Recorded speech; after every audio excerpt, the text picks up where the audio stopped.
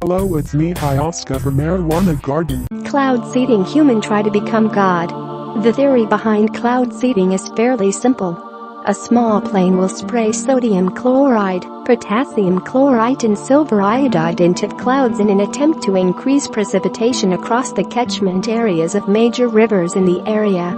Supercooled water in the sky needs particles such as dust or salt with an ice crystal structure so they can condense and subsequently fall as rain, but these can often be lacking in the atmosphere. Cloud seeding triggers this process by taking substances up in aircrafts to drop onto clouds. The method was discovered in 1946 by Dr. Vincent Schaefer, who, as Bruce Lambert wrote in his obituary of him, was hailed as the first person to actually do something about the weather and not just talk about it. Schaefer was working for the U.S. General Electric Company, conducting an experiment in a cloud chamber containing a supercooled liquid cloud as part of his research into creating artificial clouds. On deciding the chamber was too warm, Schaefer placed dry ice inside and watched as water vapor formed a cloud around it, subsequently and accidentally discovering cloud seeding. Then Schaefer and his colleague, Bernard Vonnegut, discovered that silver iodide, which is structurally similar to ice, also did the job. Now, cloud seeding uses magnesium, sodium chloride and potassium chloride. There are 3 cloud seeding methods: static, dynamic, and hygroscopic. Static cloud seeding involves spreading a chemical like silver iodide into clouds. The silver iodide provides a crystal around which moisture can condense. The moisture is already present in the clouds, but silver iodide essentially makes rain clouds more effective at dispensing their water. Dynamic cloud seeding aims to boost vertical air currents, which encourages more water to pass through the clouds, translating into more rain. Up to 100 times more ice crystals are used in dynamic cloud seeding than in the static method. The process is considered more complex than static clouding seeding because it depends on a sequence of events working properly. Dr. William R. Cotton, a professor of atmospheric science at Colorado State University, and other researchers break down dynamic cloud seeding into 11 separate stages. An unexpected outcome in one stage could ruin the entire process, making the technique less dependable than static cloud seeding. Hygroscopic cloud seeding disperses salts through flares or explosives in the lower portions of clouds. The salts grow in size as water joins with them. In his report on cloud seeding, Cotton says that hygroscopic cloud seeding holds much promise but requires further research. But most of the time, the desired effect is more rain, not less. The Wyoming Weather Modification Program concluded that cloud seeding can boost precipitation by 5 to 15%, and in its summary of cloud seeding activities in 2015, the Texas Department of Licensing and Regulation reported that seeded thunderstorms in the state lasted 20 minutes longer than untreated ones, and rain from seeded storms was almost 1.5 times that of nearby storms that weren't treated. Almost half of the world's population will be at risk from water shortages by 2030. But is the answer a rather controversial method of inducing rainfall that came to life in the 40s? Most of the Arab countries are classified as having extreme water scarcity according to the UN, and the UAE has been using cloud seeding since the 1990s to keep up with increased demand for fresh water due to population growth, economic development and lifestyle changes. The country is now one of the world's biggest per capita consumers of water, and without cloud seeding, the only other water source, apart from low levels of natural rainfall, is desalination, a process requiring 10 times more power than treating surface fresh water. The UAE cloud seeding program was initiated in the late 1990s. By early 2001, the program was being conducted in cooperation with the National Center for Atmospheric Research, NCAR, in Colorado, USA, the Witwatersrand University in South Africa, and the U.S. Space Agency, NASA. In 2005, the UAE launched the UAE Prize for Excellence in Advancing the Science and Practice of Weather Modification in collaboration with the World Meteorological Organization, WMO. This prize was thereafter reshaped into the International Research Program for Rain Enhancement Science.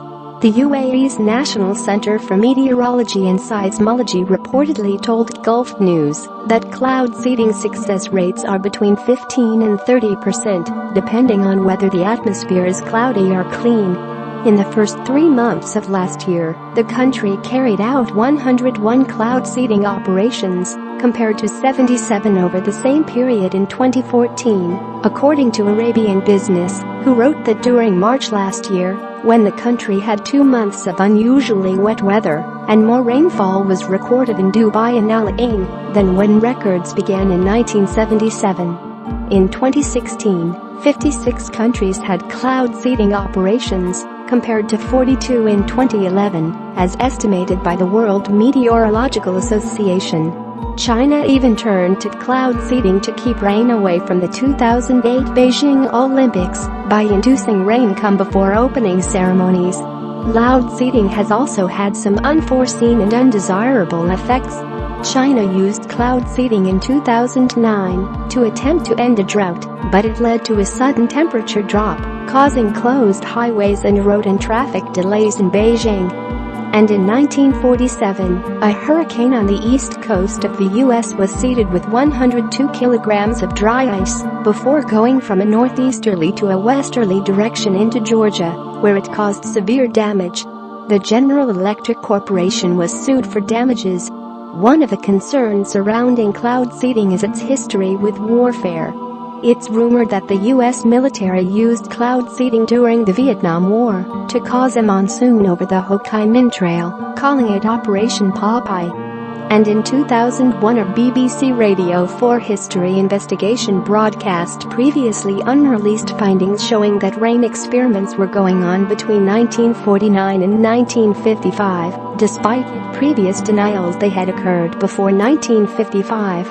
This included Operation Cumulus, which occurred between 4 August and 15 August 1952, the day flash floods across the Devon village of Lynmouth killed 35 people. But this increased rainfall is having less than desirable effects on a country ill-equipped for such heavy rainfall. In December last year, rain caused almost 600 accidents in Dubai, while in the city of Jeddah in western Saudi Arabia was damaged by floods in 2009 that reportedly killed more than 100 people, igniting questions of why the country doesn't have effective drainage systems in place. The country's first cloud seeding mission this year caused flooded roads in Abu Dhabi. But research and technology is continuing to improve methods, according to Alia Al-Mazrui, program director at UARP, who says there is growing interest in cloud seeding. Northern China, where Beijing is located, doesn't receive much rain. Its rainfall levels are 35% below the world average, and some of its water supplies are significantly polluted. The area relies heavily on cloud seeding. Jiang Yang, who runs the Beijing Weather Modification Office, told the Asia Times that water levels in Beijing's water basins have increased up to 13% due to cloud seeding. Cloud seeding also has been used to cool Beijing on hot days. Aeronautical engineer and glider pilot Alan Yates, who was involved in the cloud seeding operation, said after being told the cloud seeding operation had produced rain, that it was not until the BBC News bulletin about the Lynmouth flood was read later on that a stony silence fell on the company. According to an article by John Vidal for The Guardian, declassified minutes from a British Air Ministry meeting in 1953 showed discussions about cloud seeding having the potential to explode an atomic weapon in a seeded storm system or cloud, which would produce a far wider area of radioactive contamination than in a normal atomic explosion. But despite some countries agreeing to the UN's Convention on the Prohibition of Military or any other hostile use of environmental modification techniques in 1977, the UK government still thinks cloud seeding may be a factor in conflict situations or a reason to precipitate conflict.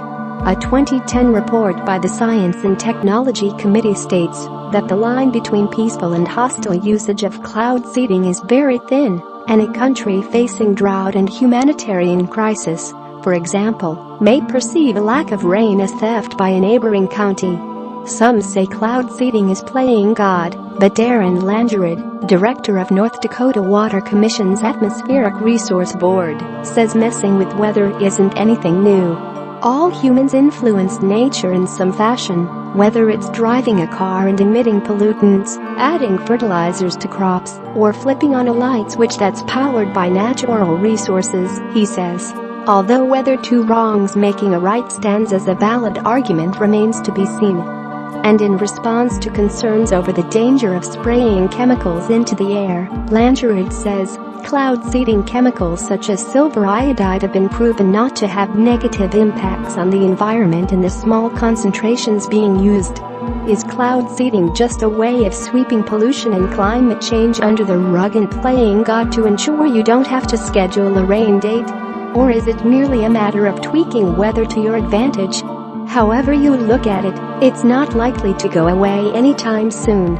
In fact, scientists have already proposed building fleets of massive, unmanned ships to seed clouds over Earth's oceans to provide a cooling counter to carbon dioxide-induced global warming.